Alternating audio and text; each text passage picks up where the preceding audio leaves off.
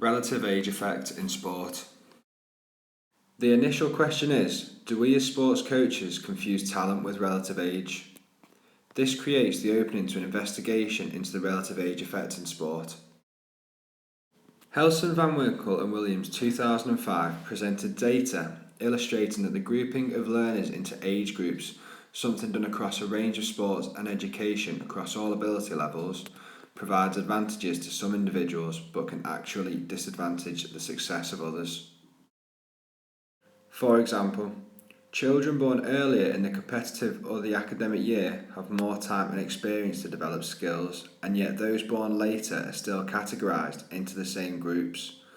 However, the children born earlier who've been able to develop their skills and knowledge of varying degrees would be classed as talented or promising, when compared to their counterparts born later and having less experience to develop.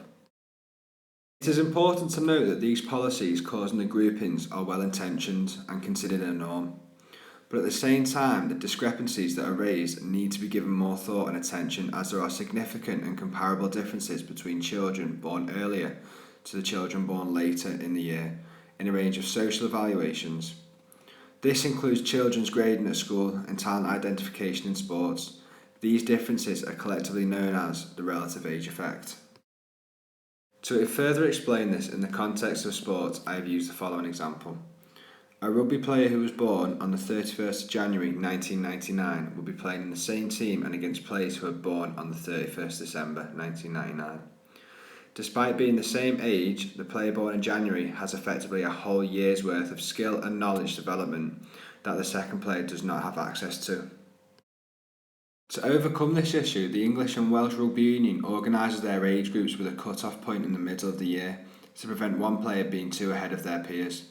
This cut-off point date is around the 31st of August, which lines up more suitably to the UK education system and the academic years of players. It is said that those born in the first quarter gain an advantage over those born in the last quarter of the year. These advantages include being more physically developed, for example, taller, heavier, faster and stronger, and therefore possessing a greater probability to perform at a higher level than their younger peers in a range of physical activities.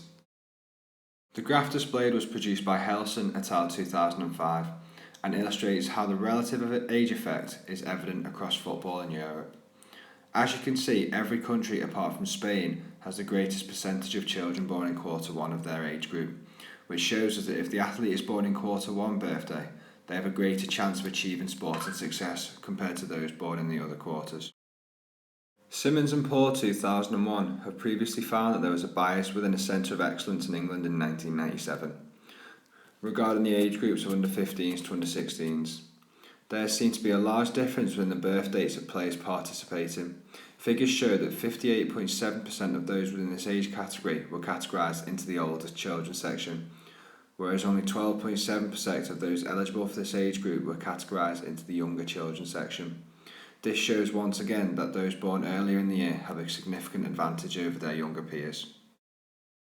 This is supported by Mush and Grond in 2001, as cited in Glamser and Vincent 2004, who state that their study showed that approximately 17% of players in the UK, Sweden and Belgium had birthdays in the first half of the soccer year. This shows that there remains a bias within football and shows the relative age effect occurs highly at youth level development.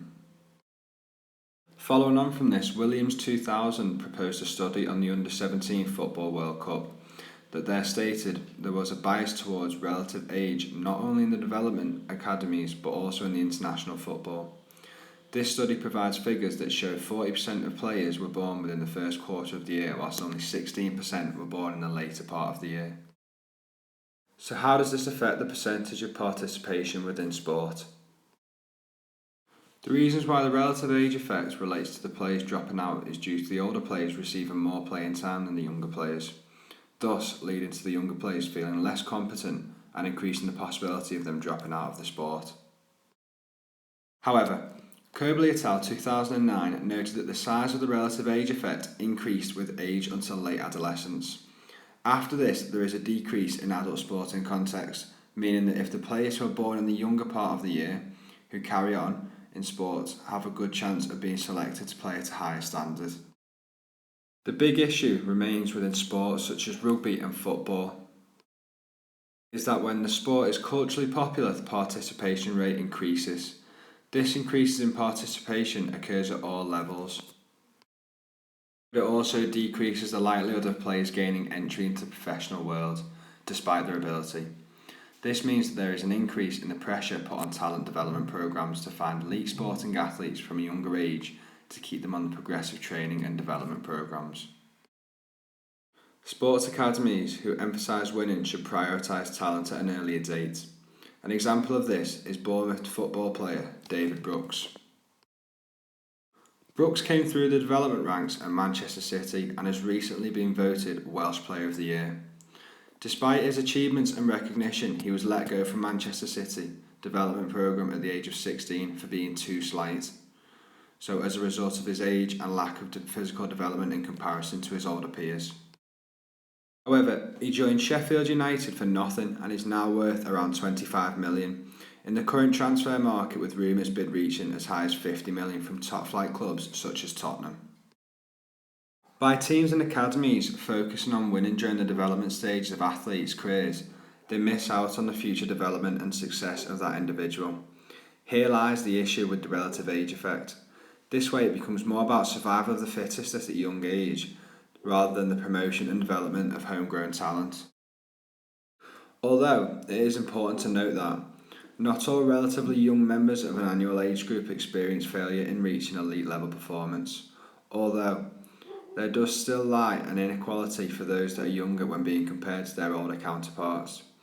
In fact, some relatively younger athletes are selected to compete at levels above their age group due to a display of great talent, although consideration does need to be given to those athletes that are missing these opportunities as a result of their age. Thank you for watching.